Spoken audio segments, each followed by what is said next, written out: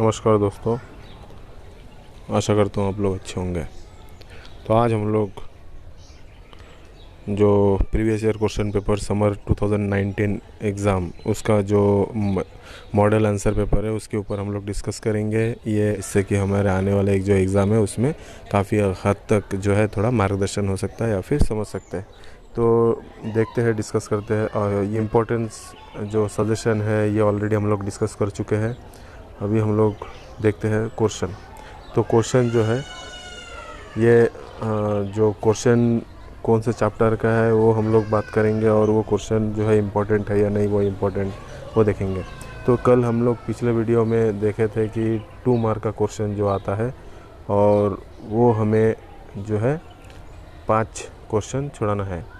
तो 2 मार्क का क्वेश्चन भी इम्पोर्टेंट, तो ये जो हमको दिख रहा है ये 2 मार्क का क्वेश्चन है, ठीक है।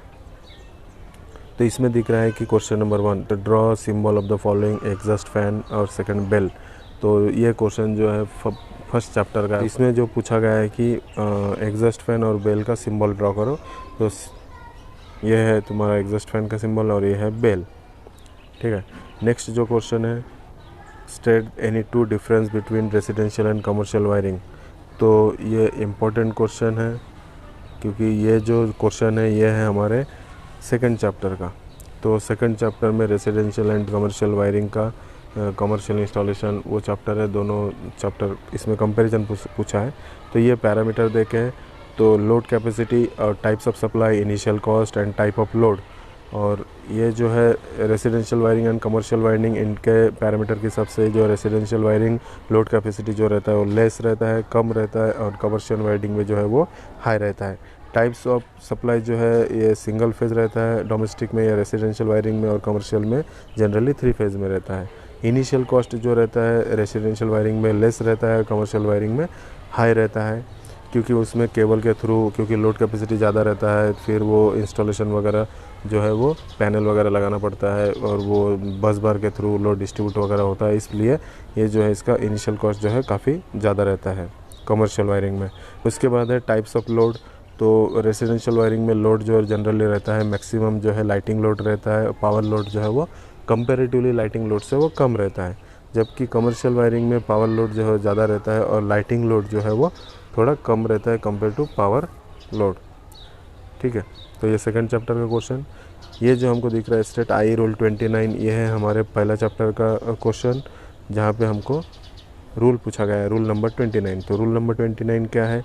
ये रूल जो है construction, installation, protection, operation and maintenance of electrical supply line and apparatus।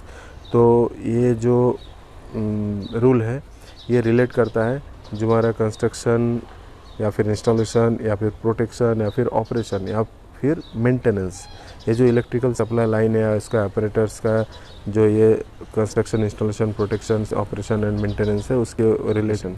तो क्वेश्चन में ये बोला गया है कि जो भी इलेक्ट्रिकल सप्लाई लाइन के में जो भी apparatus या इक्विपमेंट यूज़ होगा या होता है वो जो है मैकेनिकली जो है स्ट्रेंथ रहना चाहिए, मजबूत होना चाहिए, उसका साइज़ जो है वो एज़ पर रिक्वायर्डमेंट के हिसाब से वो साइज़ होना चाहिए।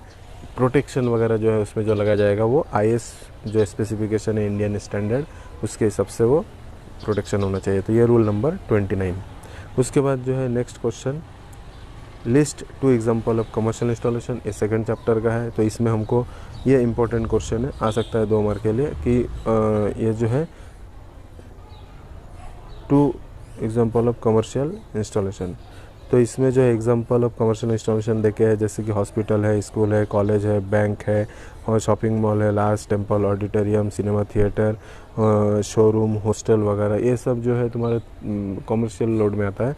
तो ये example of commercial installation. Next जो क्वेश्चन है, list the type of internal wiring. तो ये वायरिंग जो है तुम्हारा सेकंड चैप्टर का ही पूछेंगे। तो ये टाइप्स ऑफ वायरिंग जो रहता है वो तुम्हारा इंटरनल वायरिंग, तो मेन वायरिंग जो है 2 टाइप का रहता है, इंटरनल एंड एक्सटर्नल। और इंटरनल वायरिंग में किस किस टाइप का वायरिंग रहता है ये देखे है, cleat wiring, batten wiring, wooden casing capping wiring, PVC conduct wiring, PVC capping wiring and conceal wiring. ये तो ये 6 टाइप का वायरिंग है। नेक्स्ट क्वेश्चन जो देखे है, state 2 factors deciding size conduct.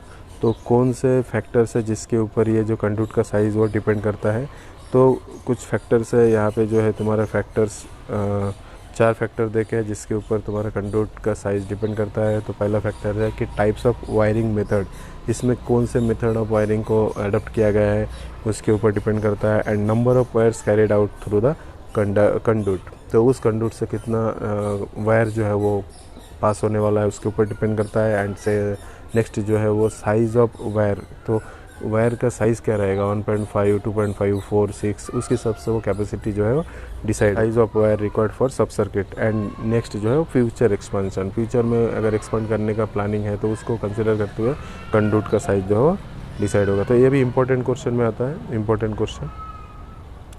Next जो क्वेश्चन है डिफाइन सर्विस कनेक्शन, तो ये भी सेकेंड चैप्टर में है सर्विस कनेक्शन का। तो सर्विस कनेक्शन का डेफिनेशन पूछा गया है 2 मार्क के लिए।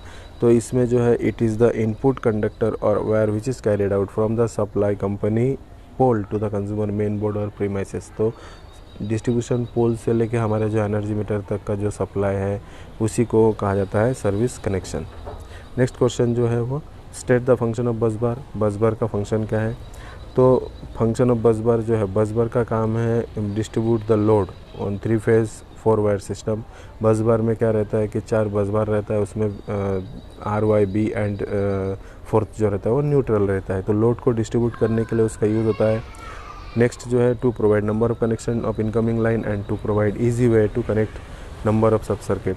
तो ये बस बार जो ये रहेगा वहाँ से नंबर ऑफ कनेक्शन, वहाँ पे इनकमिंग लाइन आएगा, वहीं से तुम्हारा आउटगोइंग जो है वो सब सर्किट के रूप में डिस्ट्रीब्यूट होगा, उसके लिए यूज़ होता है। फिर बेटर फार्म कनेक्शन, अच्छे से कनेक्शन होता है टाइटली उसके बस बार के साथ नट बोल्ट के थ्रू जो वो वायर है या केबल है वो कनेक्ट होता है, इसलिए वो बेस्ट अच्छा फार्म कनेक्शन होता है, मजबूती से कनेक्ट होता है। And to provide easy access during inspection and maintenance, और उसको जो है इजीली हम लोग एक्सेसिबल है मेंटेनेंस पर्पस के लिए या फिर उसको जो कुछ निरीक्षण करने के उद्देश्य से वो इजीली उसको एक्सेसिबल कर सकते हैं या फिर देख सकते हैं। नेक्स्ट जो उसका फंक्शन है टू अवॉइड अनऑथराइज चेंज और कनेक्शन, तो किसी प्रकार से अनऑथराइज चेंजेस नहीं हो सकता या फिर कनेक्शन जो है वो चेंज नहीं हो सकता है। तो वो क्योंकि वो जो बस बार है वो एक तुम्हारे मेटल के पैनल के अंदर रहता है और वो जो है उसका कवर रहता है, उसको लॉक करके रह सकते हैं, इसलिए जो ऑथराइज पर्सन ही उसको ऑपरेट कर सकता है या फिर उसके अंदर चेंजेस कर सकता है, इसलिए अनऑथराइज जो चेंजेस वगैरह वो प्रॉपरली नहीं कोई भी नहीं कर सकता। तो इस प्रकार से इसका काम है।